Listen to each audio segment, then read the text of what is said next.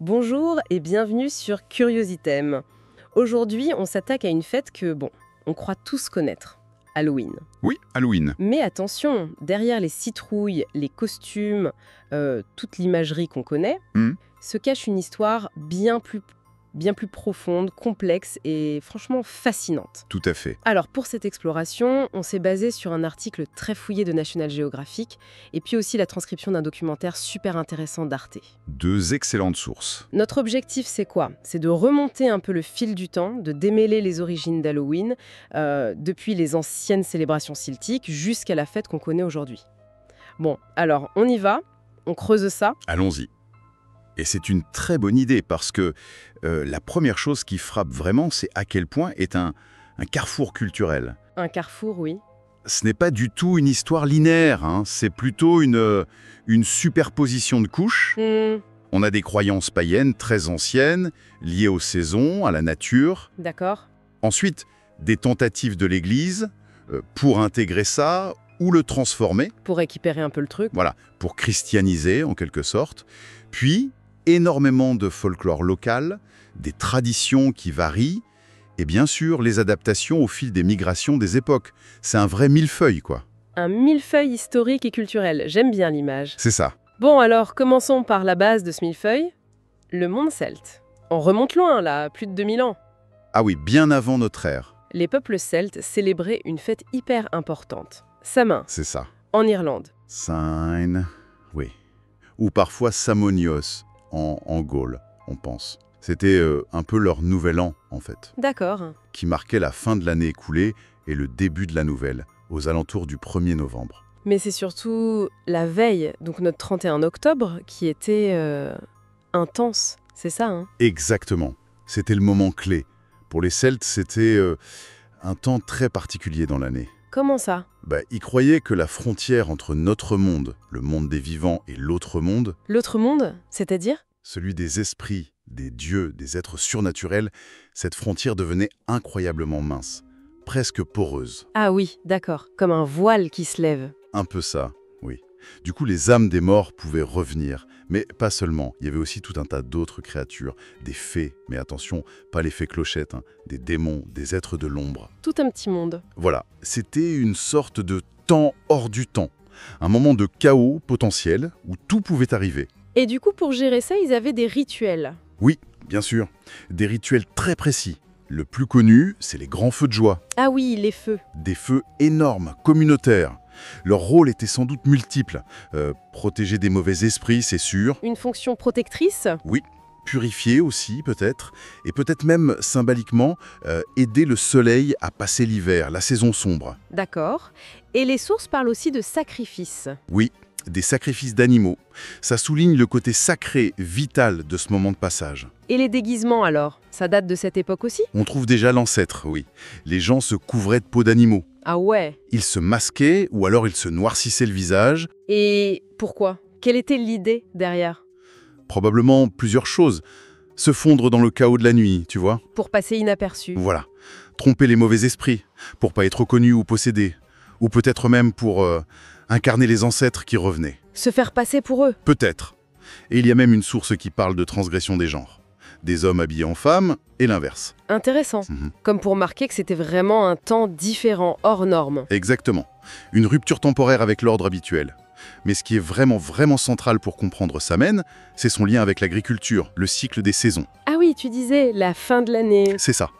Samhain, c'est pas une date au hasard. C'est la fin des récoltes. On rentre les troupeaux. C'est la fin de la période claire de l'année et on entre dans la moitié sombre, l'hiver. La période difficile potentiellement. Voilà. Donc c'est une période liminale, comme disent les anthropologues. Un seuil.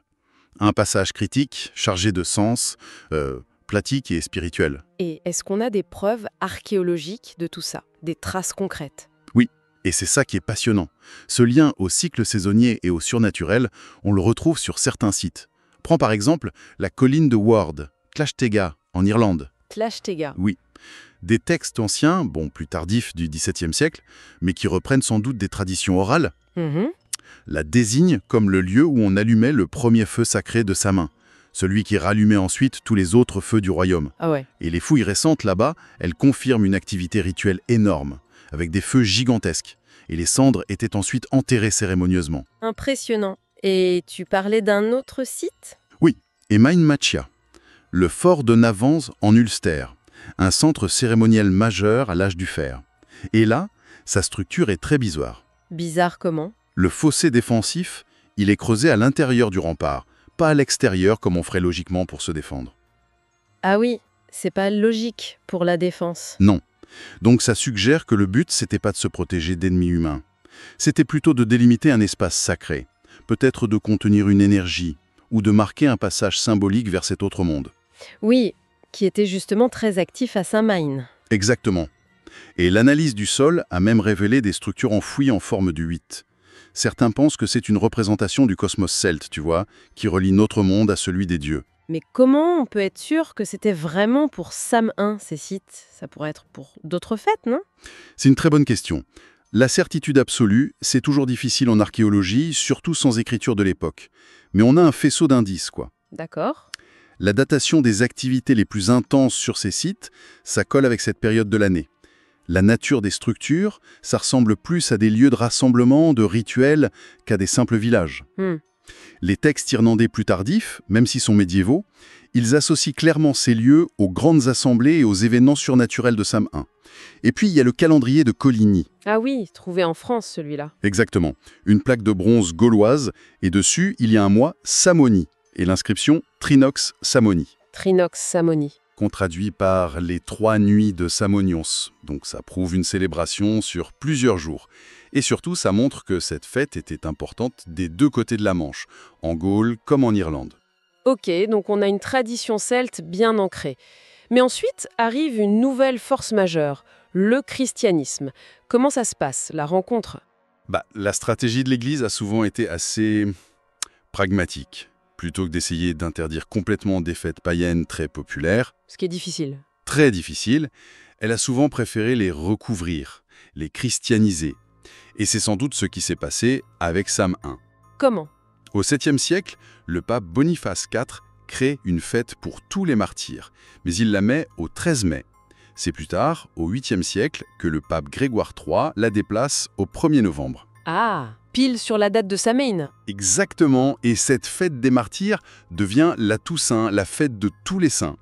Et du coup, la veille de la Toussaint, notre 31 octobre, Elle devient All Hallows Eve, en vieil anglais, la veille de tous les saints.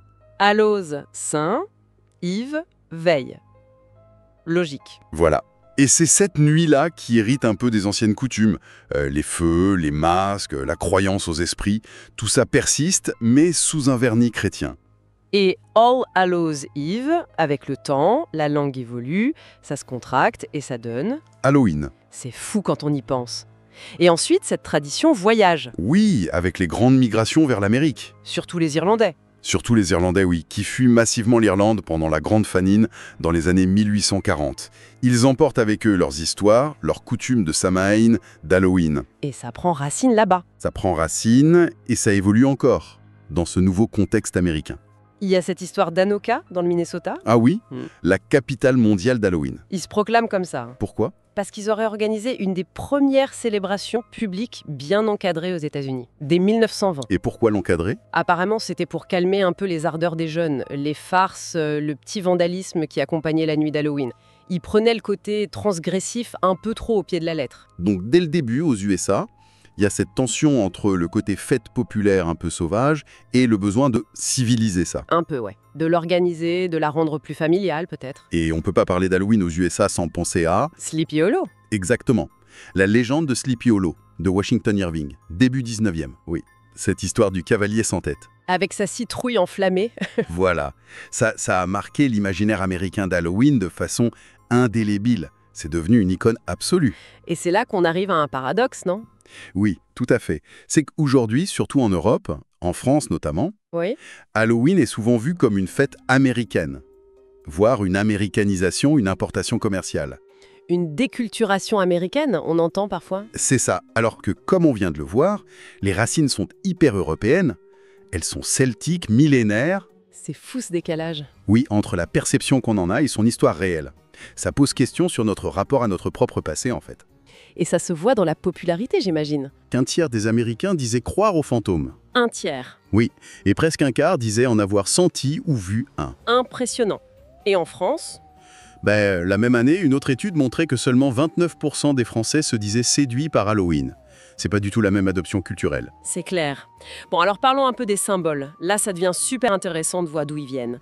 Le numéro 1, évidemment, la Jack-o'-lanterne, la citrouille. Ah, la fameuse citrouille sculptée. D'où ça sort, ça? Alors l'origine est irlandaise, mais ce n'était pas une citrouille au début. Ah bon? Pas une citrouille. Mais alors c'était quoi?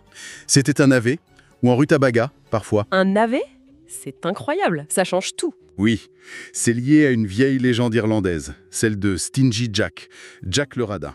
Stingy Jack, raconte. Alors, Jack, c'était un type très malin, très roublard, tellement qu'il aurait réussi à piéger le diable lui-même. Carrément. Oui, et pas qu'une fois, hein, plusieurs fois selon les versions. Le culot. Et ça finit comment pour ce Jack? Mal, forcément. À sa mort, bon, avec sa vie de pêcheur, le paradis s'est fermé. Logique. Mais le diable, qui était super rancunier de s'être fait avoir, Il lui en voulait. ah oui, il lui refuse aussi l'entrée en enfer. Donc Jack est coincé. Coincé, condamné à errer pour toujours dans le noir, entre les mondes. Et pour seule lumière, le diable, un peu moqueur, lui aurait jeté un charbon ardent tout droit sorti de l'enfer. Et qu'est-ce qu'il en fait, Jack? Il aurait pris un navet qu'il était en train de manger, il l'a évidé et il a mis le charbon dedans pour se faire une lanterne. La première Jack-o'-lanterne. Dans un navet, c'est fou. C'est ça. Et donc, les Irlandais, pour éloigner l'esprit errant de Jack et d'autres mauvais esprits, ils prenaient l'habitude de sculpter des visages grimaçants dans des navets ou des rutabagas et de mettre une bougie dedans, la nuit d'Halloween. Et la citrouille arrive comment, alors? Quand les Irlandais émigrent aux États-Unis, Ils emportent la tradition. ils emportent la tradition, mais là-bas, ils découvrent la citrouille. Un légume local, beaucoup plus gros, et surtout, Plus facile à creuser, hein. voilà, beaucoup plus facile à vider et à sculpter que ces satanés navets. Donc, par pure commodité, la citrouille a remplacé le navet. Pragmatique. Très pragmatique. Le docu d'Arte mentionne d'ailleurs qu'il existe un moulage d'une lanterne navet irlandaise de 1943, au musée de Dublin. Ah oui? Et apparemment, c'est beaucoup plus flippant que nos citrouilles actuelles qui sont souvent un peu rigolotes. Là, c'était vraiment grotesque, effrayant. J'imagine bien. Fascinant. Et les déguisements? On a dit que ça servait peut-être à tromper les esprits à l'origine. Oui. Mais ensuite, ça a pris quel sens? Mais au-delà de la protection, le déguisement d'Halloween, c'est devenu l'expression du côté transgressif de la fête. Le côté ludique, mais aussi un peu macabre. C'est l'autorisation de sortir des clous, quoi. Exactement. Tu peux incarner l'autre. Le monstre, le fantôme, le personnage de fiction. C'est une façon de jouer avec la peur, de se fondre dans le chaos supposé de cette nuit spéciale. Et la nourriture? Elle avait un rôle aussi, non? Souvent lié à la divination. Ah oui, énormément. Les pommes, par exemple. Fruits de saison, symbole peut-être d'immortalité. Oui? Elles étaient au centre de plein de jeux divinatoires. Surtout pour savoir avec qui on allait se marier. Ah, les questions existentielles. Toujours. On pouvait essayer de peler une pomme en un seul ruban. Tu jetais la pelure par-dessus ton épaule et elle était censée retomber en formant l'initiale de ton futur époux. Pas mal. Et il y avait autre chose avec les pommes? Oui, une jeune femme pouvait manger une pomme à minuit, devant un miroir, dans le noir complet. Ça fait un peu peur, ça. Carrément. Et elle espérait voir le visage de son futur mari apparaître dans le reflet. Brûre. Et il y avait aussi un gâteau spécial, non? Le barmbrack. Oui, le barmbrack, un pain sucré irlandais avec des fruits secs. Et dedans, on cachait des petits objets. Des objets? Pourquoi faire? Chaque objet était une prédiction pour la personne qui tombait dessus dans sa part de gâteau. Ah d'accord. Genre... Un anneau, ça voulait dire mariage dans l'année. Une pièce de monnaie, la richesse. Un dé à coudre, célibat ou un métier de couturière. Il y avait des trucs moins sympas, j'imagine. Ah oui, un petit bâton, ça pouvait vouloir dire un futur mari violent. Ah ouais, quand même. Un bout de tissu, la pauvreté. C'était pas toujours rose, hein? C'est clair. Ça nous rappelle que c'était pas juste des jeux, ça touchait à de vraies angoisses de l'époque. Complètement. Et il y avait aussi le col canon. Col canon, c'est quoi? Une purée de pommes de terre et de choux frisés, typiquement irlandaise. Et la coutume, c'était d'en laisser une assiette dehors. D'or. Une offrande. Pour qui? Pour les morts. Pas seulement pour les morts. C'était surtout pour les chis. Les chis. Oui, S-I, accent aigu, prononcé chi. Le bon peuple, les habitants de l'autre monde celtique. Les fées?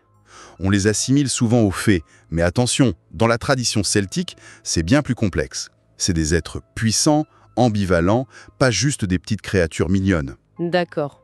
Et on croyait qu'ils se déplaçaient beaucoup pendant la nuit de Samagne. Ils passaient peut-être de leur résidence d'été à celle d'hiver. Et l'offrande, c'était pour les calmer. Voilà, pour les apaiser, s'assurer qu'ils soient bienveillants, qu'ils ne jouent pas de mauvais tours aux humains pendant leur passage. Ces offrandes, ça nous amène vraiment au cœur de cette vision celte de l'autre monde alors. Tidé ou de l'autre côté de la mer, et il est peuplé d'êtres très puissants, les Tuatha Dé Danann. Les anciens dieux de l'Irlande. Oui, on les décrit comme ça dans les mythes. Des maîtres de la magie, de la connaissance. Et certaines figures étaient particulièrement redoutées à Samhain, comme la Morrigan, Morrigan. une déesse assez terrifiante, polymorphe, liée à la guerre, au destin, à la souveraineté. Et on pensait qu'elle sortait de l'autre monde à Samhain, par des portails spécifiques. Des portails. Oui, comme la grotte d'Owenagat dans le Roscommon. On l'appelait la grotte des chats, et c'était considéré comme une vraie porte des enfers celtiques. Donc Samhain, c'était vraiment la nuit où le voile était le plus fin. C'est ça. Ça permettait aux esprits de venir chez nous, mais aussi potentiellement aux humains d'avoir des visions, ou même d'entrer dans l'autre monde. D'où l'importance de ces lieux liminaux dont tu parlais, les seuils. Exactement. Les grottes, les sommets de collines, les gués. Et aussi les tourbières. Ces zones humides un peu entre terre et eau. Comme à Gornakrana, où on a trouvé cette idole en bois. Voilà. Une idole qui a 2000 ans. Et son apparence est très frappante. Elle ressemble à quoi? C'est un corps très stylisé, presque squelettique, avec les côtes bien visibles. Ah oui. Qu'est-ce que ça pourrait représenter? Certains archéologues pensent que c'est une image de la précarité de la vie face à l'hiver. La peur de la faim, qui était très réelle à cette période, où il fallait que les réserves tiennent jusqu'au printemps. Donc tous ces rituels, les feux, les offrandes, la divination, les masques, ça servait à quoi au final? À plein de choses. Connecter les vivants aux morts, au surnaturel bien sûr, mais aussi et surtout à gérer collectivement les angoisses. La peur du noir, du froid, de l'incertitude. En essayant de négocier avec ces forces invisibles. C'est ça. À travers des rituels bien précis, bien codifiés. C'était une façon de reprendre un peu de contrôle face à l'inconnu. Venons-en maintenant aux échos plus modernes et aux idées reçues qui circulent encore aujourd'hui. L'article de Nat Geo parle de ces légendes urbaines liées à Halloween. Par exemple, les sacrifices de chats noirs. Ah oui, ça revient souvent ça. Des sectes sataniques qui sacrifieraient des chats noirs à Halloween. C'est vrai ça? Les enquêtes montrent qu'il y a très peu de preuves de sacrifices organisés par des vrais cultes sataniques. Les quelques cas de cruauté animale qui existent à cette période, c'est le plus souvent des actes isolés, parfois des ados malheureusement, mais pas des rituels sataniques structurés. C'est plus un mythe qu'autre chose alors. Largement, oui. Et l'autre grande peur, les bonbons empoisonnés? Ouais. Ou avec des lames de rasoir dedans? Pareil, les cas avérés sont rarissimes, et quand ça arrive, c'est presque toujours lié à des histoires de famille et pas un inconnu malveillant qui distribue ça au hasard. Alors pourquoi cette peur persiste autant? L'article suggère une piste intéressante. Ce serait peut-être une façon inconsciente pour les parents de focaliser leur angoisse. Comment ça? Le monde fait peur, il y a plein de dangers qu'on ne contrôle pas. Alors, se concentrer sur un danger très spécifique, comme les bonbons qu'on peut trier, contrôler, ça donne peut-être un sentiment de reprise de contrôle, même si le danger réel est minime. C'est un peu un mécanisme de défense, quoi. C'est une lecture intéressante. Et la sorcière, le personnage avec son chapeau pointu, son balai. Elle vient de Samhain, elle tape. Alors ça, c'est un point super important que soulève le docu d'Arte. L'image qu'on a de la sorcière d'Halloween, c'est une construction assez tardive. Ah oui, Elle vient surtout de l'imagerie des grandes chasses aux sorcières en Europe et en Amérique. au XVIe, XVIIe siècle. Voilà. Et aussi du folklore, de la littérature qui a suivi. Mais cette figure de la vieille méchante qui pactise avec le diable, elle n'est pas du tout centrale dans le Samhain celte d'origine. Il n'y avait pas de sorcière à Samhain? Pas comme ça. L'Irlande, par exemple, elle a quasiment pas connu de chasse aux sorcières. Dans le monde celte, ceux qui maniaient la magie, le savoir rituel, c'était plutôt... Les druides. Ah, les druides, justement, parlons-en. C'était qui exactement? Quel était leur rôle? Alors, si on se fie aux textes antiques comme ceux de César pour la Gaule et aux récits irlandais plus tardifs, Oui, les druides, c'était bien plus que des prêtres. C'était vraiment l'élite intellectuelle et spirituelle. Ils étaient juges, conseillers politiques, médecins, philosophes, devins. Et bien sûr, ils célébraient les rituels. une sorte de super classe dirigeante. Un peu ça, oui. Les gardiens du savoir sacré, des traditions, c'est très probablement eux qui ont mis au point des systèmes complexes comme le calendrier de Coligny, et c'est eux qui présidaient aux grandes cérémonies comme Samaën. Et ils choisissaient les lieux sacrés? Oui, souvent, des lieux liés à la nature, les chênes bien sûr, mais aussi les points d'eau, les tourbières. Comme cette chaussée en bois incroyable de Corléa, construite en pleine tourbière en Irlande. C'était sans doute des lieux importants pour eux. Et ce besoin humain de se connecter à l'invisible, de comprendre la vie, la mort, de négocier avec ce qui nous dépasse. Ce n'est pas propre aux Celtes finalement. Non, on retrouve ça ailleurs, hein. Oui, le docu d'Arte fait des parallèles intéressants.